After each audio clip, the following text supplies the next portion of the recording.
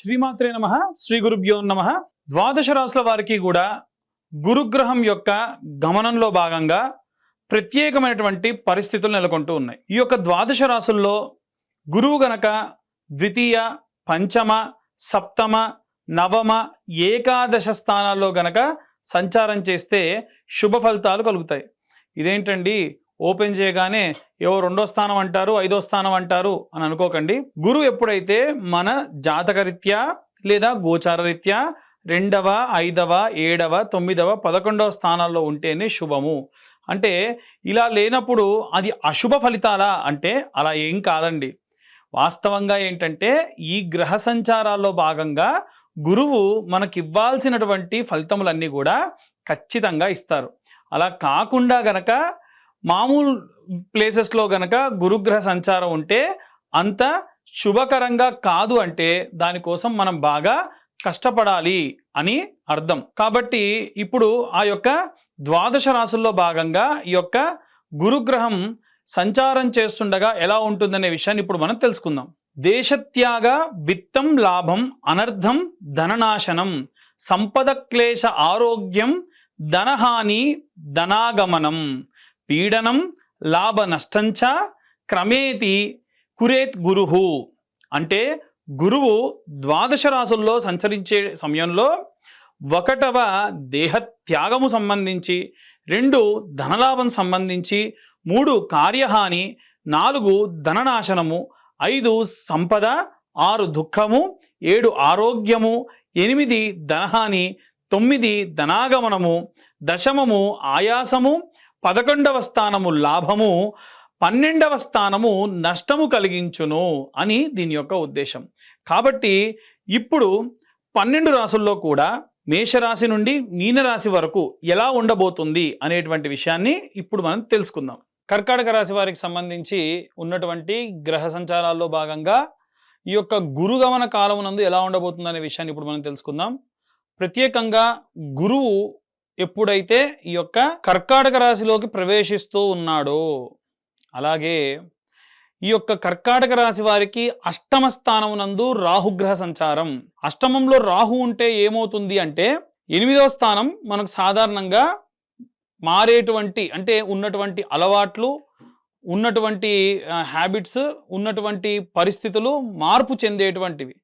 అయితే మీరు మారాలి అనుకొని, మీరు ఏదైనా అలవాట్లు మార్చుకోవాలి అనుకునేటువంటి వాళ్ళు కూడా కొంతమంది ఉండి, మారాలనుకునే సమయానికి ఎవడో ఒక స్నేహితుడి వల్ల ఆ మారకపోవడం, లేదు అన్ని అలవాట్లు మానేసి ప్రశాంతంగా ఉన్నవాడికి మళ్ళీ అలవాట్లు చేయడం, ఇలాంటివి జరిగే అవకాశం రాహు అష్టమంలో ఉంటే జరుగుతుంది.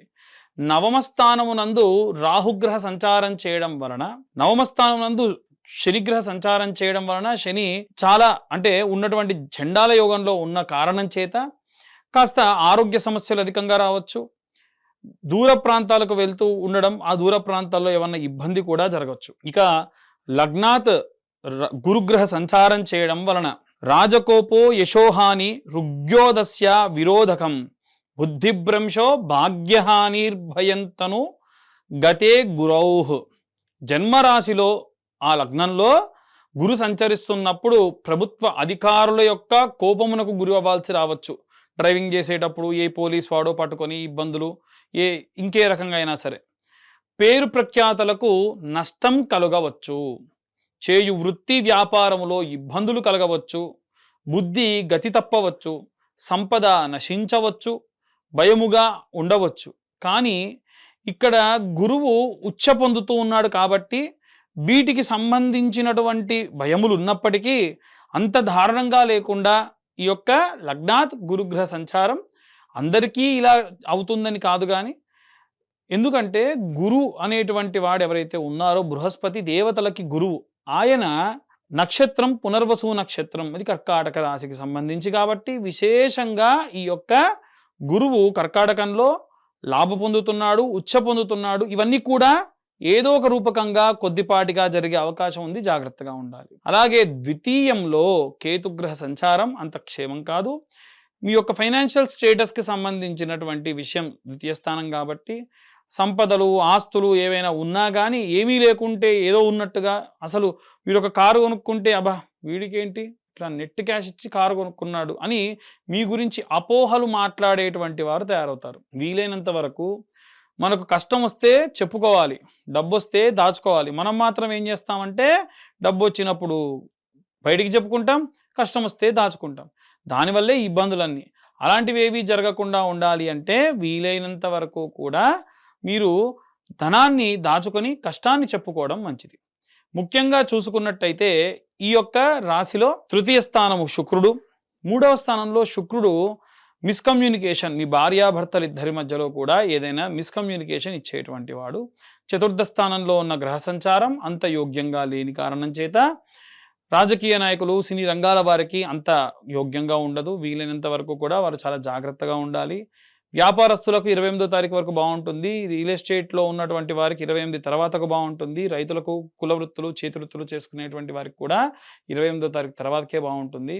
సినీ రాజకీయ రంగాల వారికి మాత్రము ఈ యొక్క ఉన్నటువంటి సమయం అంత శ్రేయస్కరం కాదు. ముఖ్యంగా చూసుకున్నట్టయితే ఎవరైతే షేర్ మార్కెట్లో ఉంటారో డబ్బులన్నీ కూడా 28వ తారీఖు లోపే తీసేసుకోండి. ఇంకా లాభం వస్తున్న ఉంచుకుంటే నష్టపోయే అవకాశమే కనిపిస్తుంది. ఇప్పటి వరకు కూడా మనం రాశికి సంబంధించి, ఈ రాశి వారికి సంబంధించి ప్రత్యేకంగా గ్రహ సంచారాల్లో భాగంగా గోచార రీత్యా ఎలా జరగబోతుంది, ఎలా ఉండబోతుంది అనే విషయాన్ని తెలుసుకున్నాం. ఇక విశేషంగా వీరు ఏ మంత్రం చదవాలి? చాలామంది ఈ యొక్క గ్రహ సంచారాల్లో భాగంగా భయపడడం, నిద్రలేకపోవడం, వివాహం, సంతానం కాకపోవడం, చాలా రకాలైన ఇబ్బందులు పడుతూ ఉన్నారు. ముఖ్యంగా చూసుకుంటే హనుమత్ భడబాలన స్తోత్రం అని ఒక స్తోత్రం ఉంటుంది. మనకు యూట్యూబ్లో కొడితే వస్తుంది. ఆ స్తోత్రం రోజు ఒక్కసారి విన్నంత మాత్రం చేత విశేష సత్ఫలితాలు పొందవచ్చు. ఈ హనుమత్ బడబాలన స్తోత్రం విశేషంగా రసరాజ్ మహారాజ్ అనేటువంటి ఒక ఆయన పాడారు. చాలా అద్భుతంగా ఉంటుంది. మీరు ఇవాళ రేపు షార్ట్స్లో చూస్తున్నప్పుడు ఓం హం హం హం హను హనుమంత అనేటువంటిది కూడా ఆయనే పాడారు. ఈ ఆంజనేయ స్వామి యొక్క బడబాలన స్తోత్రం విశేష శక్తినిస్తుంది. అలాగే ఈ యొక్క అన్ని రాశుల వారికి సంబంధించి, ఈ రాశి వారే కాకుండా అందరూ కూడా అన్ని వర్గాల వారికి సంబంధించి కూడా చూసుకుంటే విశేషంగా సంతానం లేకపోవడం, వివాహం కాకపోవడం, భార్యాభర్తల మధ్యలో గొడవలు లాంటివి జరుగుతూ ఉన్నాయి. కాబట్టి ఎవరైనా సరే ఈ పరమైన ఇబ్బందులు ఉంటే గనక, అమ్మాయిలకు గనక వివాహం కాకపోతే వరపాశుపతము అనేటువంటి అభిషేకము, హోమము ఉంటుంది. అబ్బాయిలకైతే కన్యాపాశుపతము అనేటువంటి హోమము, అభిషేకం ఉంటుంది. చక్కెరతో అభిషేకం చేస్తారు. అలాగే సంతానం లేని వారి కోసం సంతాన పాశుపతము అనేటువంటి అభిషేకము, హోమము కూడా నిర్వహించడం జరుగుతుంది. ఆరోగ్యం బాలేని వారికి సర్వాంగ పాశుపతము అనేటువంటి హోమం జరుగుతుంది, అభిషేకం జరుగుతుంది. ఎవరికైతే ఈ పరమైనటువంటి ఇబ్బందులు ఉండి ఉంటే ప్రతీ నెల ఆఖరి మంగళవారం నాడు విశేషంగా వీరందరి కోసము కూడా హోమము, అభిషేకాలు చేయడం జరుగుతుంది. ఆసక్తి కలవారు కాంటాక్ట్ చేయొచ్చు. అలాగే ఈ యొక్క అన్ని వర్గాల వారికి సంబంధించి ప్రత్యేకంగా ధనం రావాలండి, డబ్బులు రావట్లేదు, నాకు డబ్బులు కావాలంటూ ఉన్నారు. మీరు ఐశ్వర్యవంతులు కావాలి లేదా ధనవంతులు కావాలి, రెండిటికి వ్యత్యాసం ఉంది. ధనవంతుడు అంటే డబ్బు వస్తుంది, సుఖం ఉండదు. ఎప్పుడూ డబ్బు గురించి పరిగెత్తడం, ఆరోగ్యం ఖరాబ్ చేసుకోవడం. అదే ఐశ్వర్యవంతుడు అంటే సంపాదించిన సంపాదన ఇంటి దాకా రావడం, మన కోసం, మన కుటుంబం కోసం ఖర్చు పెట్టుకోవడం, వీలైనంత వరకు ఒకటికి దానం చేసే పరిస్థితుల్లో ఉండడం, తిన్న తిండి అరగడం, కంటి నిండా నిద్రపోవడం, ఇంట్లో లేదు అన్న పదం లేకుండా ఎప్పుడూ కూడా సంపాదించింది మెండుగా ఉండడం, దినదినాభివృద్ధి చెందుతూ మంచి సంపన్నుడిగా ఉండడం, ఇది ఐశ్వర్యవంతుడి లక్షణం. మనం ఐశ్వర్యవంతులం కావాలి, ధనవంతులు అవ్వాల్సిన అవసరం లేదు. ఐశ్వర్యవంతులు కావాలంటే పోనీ ఏం చేయాలండి అని అడిగే వాళ్ళు చాలామంది ఉంటారు. మనకు లక్ష్మీ అష్టోత్తర శతనామావళి అని ఉంటుందండి. ఈ లక్ష్మీ అష్టోత్తర శతనామావళి పొద్దున, మధ్యాహ్నం, సాయంత్రం 6 నెలల పాటు చదవాలి. ఎందుకండి స్తోత్రం ఉంటుందిగా అంటే స్తోత్రం చదవద్దన్న ఉద్దేశం కాదు.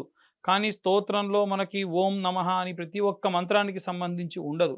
అదే అష్టోత్తర శతనామావళిలో ఎలా ఉంటుందనంటే ఓం ప్రకృత్యై నమః, ఓం వికృత్యై నమః, ఓం మహామాయినే నమః, ఓం కైవల్యప్రదాయినే నమః, ఓం విష్ణునామ సంకీర్తన ప్రియాణినే నమః, ఇలా ఉంటుంది. ఇలా చూసుకుంటూ చదవండి. నాకు తెలిసి ఒక 10 రోజులు, 15 రోజులు. పంతులు గారు చెప్పారు మొక్కుబడిగా చదివితే కాదండి. మనం దేవుణ్ణి అర్థం చేసుకునేటువంటి దాంట్లో ఉంటుంది. మనం ప్రకృత్యై నమః అని చదవగానే అమ్మవారు ప్రకృతి రూపంలో మనకు కనిపించాలి. వికృత్యై నమః, ఒక ప్రళయం వస్తే అమ్మవారే ఎలా సృష్టించింది. మహామాయినే నమః, అనుకోకుండా ఉన్నట్టుండి ఏదో పెద్ద ప్రమాదం జరిగేది ఉంటే అలా అమ్మవారు తప్పించింది ఎలా ఉంటుంది అని అలా ప్రతి ఒక్క మంత్రానికి విశేషమైనటువంటి అర్థం ఉంటుంది. అవి అర్థం చేసుకుంటూ చదివితే అమ్మవారు మన లోపలికి ఆవాహనం అయిపోయి మనకెప్పుడు ఏది కావాలో అది తనంతట తానే ఏదో రూపకంగా అమ్మవారే వచ్చిస్తుందని కాదు, ఎవరో ఒకరి చేత సహాయం చేయించి మనకు అందిస్తుంది. కాబట్టి ఇప్పటి వరకు మేము చెప్పినవన్నీ కూడా గోచార రీత్యా చెప్పేటువంటి విషయములు మాత్రమే. పూర్తిగా మీ జాతకం విశ్లేషణగా కావాలనంటే మీ పేరు, మీ date of birth, time, place కింద ఉన్న నెంబర్‌కు వాట్సాప్ చేయండి. డీటెయిల్డ్‌గా జాతకం 60, 70 పేజీలో మీకు ఇవ్వడం జరుగుతుంది. ఆగండి, ఆగండి. అందరూ వీడియో చూస్తున్నారు. కానీ లైక్ చేయట్లేదు, సబ్స్క్రైబ్ చేసుకోవట్లేదు. మీరు చేసేటువంటి లైక్, సబ్స్క్రైబ్ వల్ల మాలాంటి వాళ్ళకి కాస్త ప్రోత్సాహంగా ఉంటుంది. మేము చెప్పే విషయం గనుక ఇన్ఫర్మేటివ్‌గా ఉంటే ఇంకా నలుగురికి షేర్ చేయండి. అందరూ బావుండాలి. అందులో మనం ఉండాలి. సర్వే జనా సుఖినో భవంతు. స్వస్తి.